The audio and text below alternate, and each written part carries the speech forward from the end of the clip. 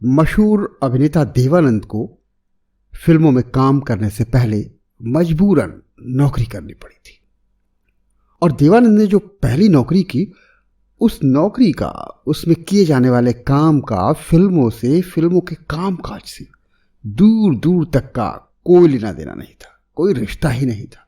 लेकिन देवानंद बताते हैं कि उस नौकरी की बदौलत फिल्मों के बारे में मुझे कितना कुछ सीखने को मिला। देवानंद कहते हैं कि उस नौकरी से मिली सीख ने उन्हें फिल्मी दुनिया में कामयाबी की बुलंदियों तक पहुंचा दिया। मैंने उस सीख से दूसरों को सिखाया भी। मेरे पेशे ही नहीं, जीवन के कई मंत्र वहीं से मिले।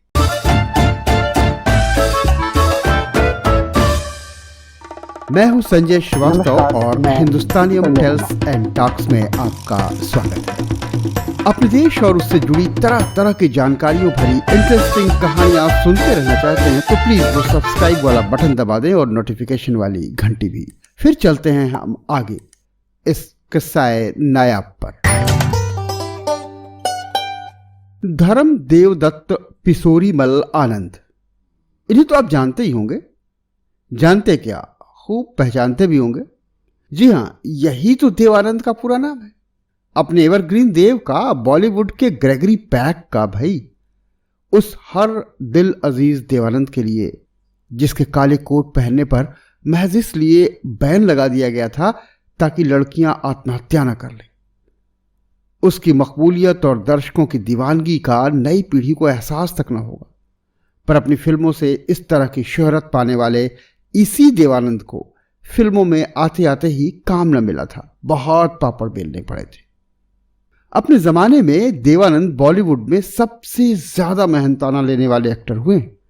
दक्षिण में ऐसी फीस लेने का ये रिकॉर्ड एमजी रामचंद्रन के नाम था। फिल्मों के लिए जिस देवानंद को कभी प्रोड्यूसर्स मुंह मांगी रकम देने को तैयार रहते थे, उन्हें 100-125 रुपए माहवार की अदना सी नौकरी ढूंढनी पड़ी थी। क्या थी देवानंद की वो पहली नौकरी? क्यों करनी पड़ी थी ये नौकरी? और उससे ऐसा क्या कुछ सीखा महान अभिनेता देवानंद ने? आज इन्हीं का एक किस्सा हिंदुस्तानियम टेल्स एंड टॉक्स में।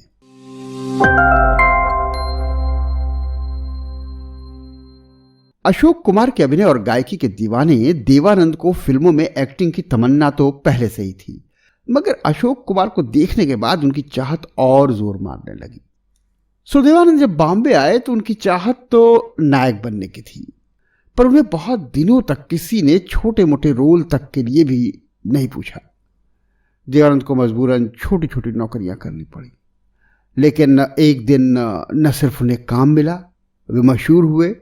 उन्होंने अपनी फिल्म कंपनी खोली और न जाने कितने नई हीरोइनें, हीरो पैदा किए। वे इसका बहुत सारा श्रेय इस नौकरी से मिली सीख को देते हैं। तो हुआ कुछ यूं था। अब देवानंद के ही शब्दों में सुनिए। कोई 19 बरस का था जब मैं लाहौर के गवर्नमेंट कॉलेज से इंग्लिश लिटरेचर में डिग्री ली, ग्रेजुएशन किया था। मैं आगे पढ़ना चाहता था, लेकिन मेरे डैड पिशोरी लाल आनंद, जो तब खासे नामी वकील थे, लेकिन आजकल उनकी वकालत कुछ अच्छी नहीं चल रही थी, तो उन्होंने आगे पढ़ने की मेरी पेशकश पर कहा कि मैं तुम्हारी कोई मदद नहीं कर सकता, बेहतर होगा कि तुम कोई नौकरी ढूंढ लो। मैं हमेशा से अभिनेता बनने का सपना देखा करता था, इसलिए सोचा कि चलो यही मौका है, बंबई में किस्मत आजमाया जाए और बंबई चला जा करके मैं फिल्म उद्योग में शामिल हो जाऊं, फिल्म इंडस्ट्री का हिस्सा हूं और कुछ पैसे कमाऊं। सुन रखा था कि फिल्मों में कुछ ज़्यादा ही पैसे मिलते हैं। लेकिन मेरे इस फैसले पर डैड खुश नहीं हुए। हालांकि बाद में उन्होंने कुछ भरे मन से ही इजाज़त तो दे दी। उन्होंने कहा, तुम जो भी करो तहे दिल से करो, पूरा मन लगा कर करो, इस तरह तुम हमेशा कुछ न कुछ सीखते रहोगे। सो जुलाई 1943 के एक दिन मैं बंबई पहुंच गया। मैं यहां किसी को भी नहीं जानता था। मेरी जेब में तब महज 30 रुपए थे। चर्च गेट रेलवे स्टेशन के पास ही एक टूटी फूटी इमारत में एक छोटा सा कमरा किराए पर ले लिया मैंने और फिल्म स्टूडियो के चक्कर लगाने लगा। बहुत जल्द मुझे मालूम हो गया कि एक्टिंग के जो क्षेत्र है उसमें काम बहुत कम है। अगर मुझे जिंदा रहना है तो कुछ और काम ढूंढना होगा, कोई भी काम करना होगा। अगर मुझे एक्टिंग ही करनी है तो इस फील्ड में मुझे खासा स्ट्रगल करना होगा और लंबे समय तक स्ट्रगल के लिए कुछ काम तो करना ही होगा। आखिर 30 रुपए कब तक चलेंगे।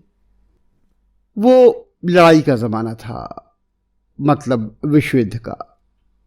5 महीने बाद सेना के जो लेटर सेंसर ऑफिस था उसमें एक नौकरी पाने में मैं कामयाब हो गया। अब मुझे जो काम मिला वो लेटर को सेंसर करने का था। ये काम क्या था? जो सिपाही अपने घर जाने के लिए छुट्टी मांगते थे और उन्हें छुट्टियां नहीं मिलती थी, ऐसे में वो ढेरों खत अपने गांवों को लिखते थे, अपनी प्रेमिकाओं को, अपनी पत्नियों को, अपने परिवारों को वो तमाम खत लिखते थे। लेकिन उन लेटर पर, उन पत्रों पर सेना की नज़र होती थी। हमें उसे पढ़ना होता था। उनमें अगर सेना के हिसाब से कोई संवेदनशील बात, बहुत सेंसिटिव बात लिखी होती थी तो उन पर स्याही पोत कर मिटा देना होता था। वो दफ्तर सैनिक अधिकारियों के अधीन था, इसलिए वहाँ डिसिप्लिन भी बहुत कड़ा था।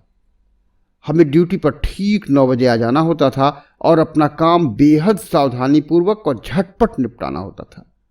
वो कोई मज़ेदार नौकरी नहीं थी, कतई मज़ेदार नहीं थी, लेकिन मैं मेहनत से काम करता, सो जितने सीनियर जो ऑफिसर्स थे मेरी खूब प्रशंसा करते। उस नौकरी में मेरा जो मेहनताना था वो 165 रुपये माहवार था। बम्बई में मेरे गुजारे की दृष्टि से रकम काफ़ी अधिक थी। मैं हर महीने 45 रुपये घर भेज देता था, जिससे मेरी छोटी बहनों की पढ़ाई में काफ़ी मदद मिलती थी। 1 बरस तक सेंसर बाबू रहने के बाद मुझे वहाँ बहुत स्ट्रगल करने, यहाँ वहाँ हाथ पांव मारने में, तमाम स्टूडियो के चक्कर काटने के बाद नाटकों में मुझे छोटी मोटी भूमिकाएं मिलने लगी। कुछ फिल्मों में भी छोटी भूमिकाएं मिली मुझको। 1945 में पहली बार फिल्मों में प्रवेश करने का सही तरीके से मौका मिला और इसके बाद तो कई भूमिकाएं मिलने लगी। तो मुझे ढेर सारे पत्र पढ़ने पड़ते थे जो 1 बरस पहले मैं पढ़ा करता था, ठीक उसी तरह। लेकिन इन पत्रों में बहुत अंतर था। ये पत्र मेरे प्रशंसकों के थे, मेरे फैंस के थे। आप देखेंगे कि सेना के लेटर सेंसर्स ऑफिस में और फिल्मों में काम करने में कोई बराबरी ही नहीं है, कोई समानता ही नहीं है। लेकिन मेरी पहली नौकरी ने फिल्मी जीवन के लिए कई सबक दिए। मैंने समय पर काम करना सीखा। मैं सेट पर हमेशा समय पर पहुंचता। बाद में जब मैं अपनी फिल्में खुद बनाने लगा तो अपने कलाकारों को, फिल्म कर्मियों को अपनी तरह से ही अनुशासित रहने पर जोर दिया। उस समय सिपाहियों के व्यक्तिगत पत्रों ने मुझे आम आदमी के विचारों और भावनाओं को बहुत गहराई से जानने का मौका दिया। मैं उनका इस्तेमाल करके अपने अभिनय में गहराई लाने में सफल हुआ और फिर शुरू की एक फिल्म हम दोनों। इसमें मैंने डबल रोल भी किया था सेना के अधिकारियों पर। इस रोल को निभाने में भी इस नौकरी का बड़ा रोल है। मुझे फिल्मों में 50 बरस से ऊपर हो गए। जो भी सफलता मुझे मिलती है उसका बहुत श्रेय मेरे डैड के परामर्श को जाता है और साथ ही इस नौकरी को भी। मैंने जो कुछ भी किया है दिल लगा करके किया है और मैंने बहुत कुछ सीखा है। इस एपिसोड में यहीं तक आपने समय दिया, धन्यवाद। आपको हमारी पेशकश कैसी लगी कमेंट में लिखिएगा जरूर। आपको तो पता ही होगा अनलिमिटेड इंडियोलॉजी का यूट्यूब पर एक ही पता है, हिंदुस्तानियम टेल्स एंड टॉक्स।